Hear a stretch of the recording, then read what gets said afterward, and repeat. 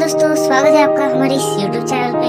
तो आज हम देखने वाले हैं कुछ अमेजिंग और इंटरेस्टिंग स्टोरीज के बारे में जो कि आगे कभी सुनी भी नहीं होगी। तो चलिए बढ़ते हैं हमारी स्टोरी नंबर 1 की तरफ।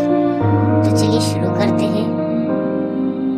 तो दोस्तों, एक बार की बात है जब राजा भोज ने ऐलान किया कि सभी राज्य के राजाओं को एक एक गधा भेंट में दिया जाए और उसे पढ़ा लिखा कर 2 वर्ष के बाद फिर राज्य में लाना होगा। जो गधा सबसे बुद्धिमान होगा उसके मालिक को 1000 स्वर्ण मुद्राएं भेंट में दी जाएंगी। फिर सभी राज्य के राजा अपने अपने गधे को लेकर फिर से अपने अपने राज्य में लौट जाते हैं। तो दोस्तों, देखते ही 2 साल गुजर जाते हैं और फिर राजा सभी राज्य के राजाओं को अपने राज्य में बुला लेते हैं। कई राजाओं के गधे तो ठीक से उठना बैठना भी नहीं सीख पाते, क्योंकि गधों को सिखाना कोई आसान बात थोड़ी ना है। तो उन सभी के गधों में कोई सुनते नहीं थे तो कोई सिर्फ चारा खाते रहते थे। किसी का भी गधा अक्लमंद नहीं था। तो तभी दोस्तों हमारे तेनालीराम की बारी आ जाती है। वो बोलता है, महाराज श्री, यह मेरा गधा बहुत अक्लमंद है। मेरा गधा इतना अक्लमंद है कि वह पढ़ना सीख गया है। तो महाराज कहते हैं, वाह, यह तो गजब हो गया। तो तेनालीराम कहता है, महाराज श्री, दिन भर में यह गधा 2 पुस्तक पढ़कर समाप्त करता है। तो महाराज श्री कहते हैं, हमें भी यह चमत्कार दिखाइए। तो तेनालीराम कहता है, जरूर हुजूर।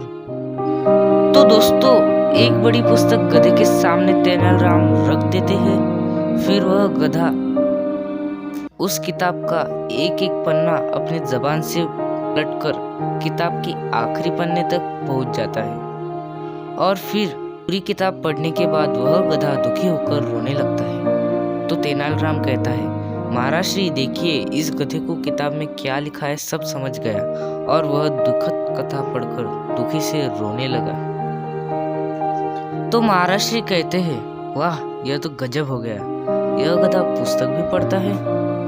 फिर महाराज श्री सोच में पड़ जाते हैं और फिर थोड़ी देर बाद वह महाराज श्री तेनालीराम को एक कोने में ले जाकर पूछते हैं कि तुमने यह कैसे किया, गधे को पढ़ा लिखा कैसे किया। तो तेनालीराम कहता है, महाराज श्री, मैंने इस गधे को सबसे पहले दिन पुस्तक के पहले पन्ने पर चारा रखा, दूसरे दिन दूसरे पन्ने पर, तीसरे दिन तीसरे पन्ने पर। ऐसे करते करते 2 साल गुजर गए और फिर मैंने इस गधे को लेकर दरबार पहुंच गया। तेनालीराम कहता है, महाराज श्री, गधे को ऐसा लगा कि पहले पन्ने पर चारा होगा तो उसने पहला पन्ना पलटा, फिर दूसरा, फिर तीसरा। ऐसे करते करते उसने पूरी किताब के पन्ने पलटे, फिर भी उसे आखिर में चारा नहीं मिला। तो वह उदास होकर जोर जोर से रोने लगा। तो महाराज श्री कहते हैं, वाह तेनालीराम, तुमने तो गजब कर दिया। एक निर्बुद्धि वाले गधे को बुद्धिमान बना दिया। तो इस तरह तेनालीराम की चतुराई देखकर राजा ने खुश होकर उसे 1000 स्वर्ण मुद्राएं भेंट में देकर साथ ही साथ 1000 एकड़ जमीन भी दे दी। तो कैसी लगी आपको स्टोरी? वीडियो को लाइक करना मत भूलिए। तो चलिए बढ़ते हैं हमारे मोरल ऑफ द स्टोरी की तरफ। तो हम आपको मोरल ऑफ द स्टोरी बताते हैं। अभी संसार में कुछ भी करना असंभव नहीं है।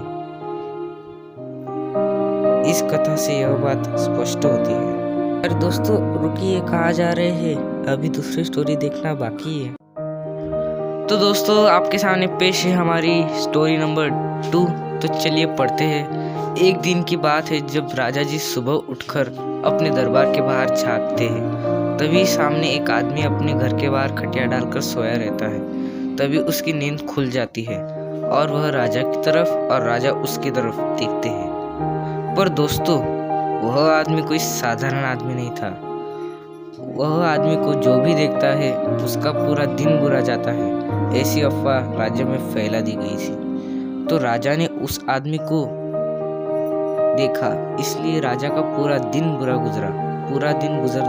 बुरा गुजरने के कारण राजा ने तय किया कि उस आदमी को सजा देनी चाहिए। तो गांव वाले इस बात से सहमत थे और उस आदमी की ना तो कोई पत्नी, बच्चे, माँ बाप और कोई बंधु थे, इसलिए कोई भी उसकी तरफ से बोलने के लिए तैयार नहीं था। फिर यह तय हो जाता है कि आज शाम इसे फांसी की सजा दी जाएगी। वह आदमी मदद मांगने के लिए खातिर तेनालीराम के पास पहुंच जाता है। वह आदमी सब बात तेनालीराम को बता देते हैं। फिर तेनालीराम कहता है इस पर सिर्फ एक उपाय है। तेनालीराम वह उपाय उस आदमी को बता देते हैं। फिर शाम में वह आदमी फांसी पर चढ़ने के लिए जाता है।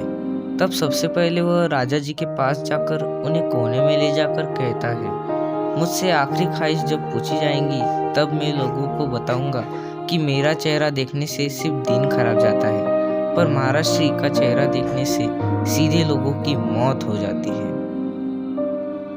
फिर महाराज श्री डरकर उस आदमी को सजा नहीं देते और गांव वालों को समझा देते हैं कि यह आदमी अच्छा है, यह आदमी हमारे जैसा है, इसे भी समाज में रहने का पूरा हक बनता है। तो दोस्तों चलते हैं, मिलेंगे हमारी दूसरी वीडियो में, तब तक के लिए बाय।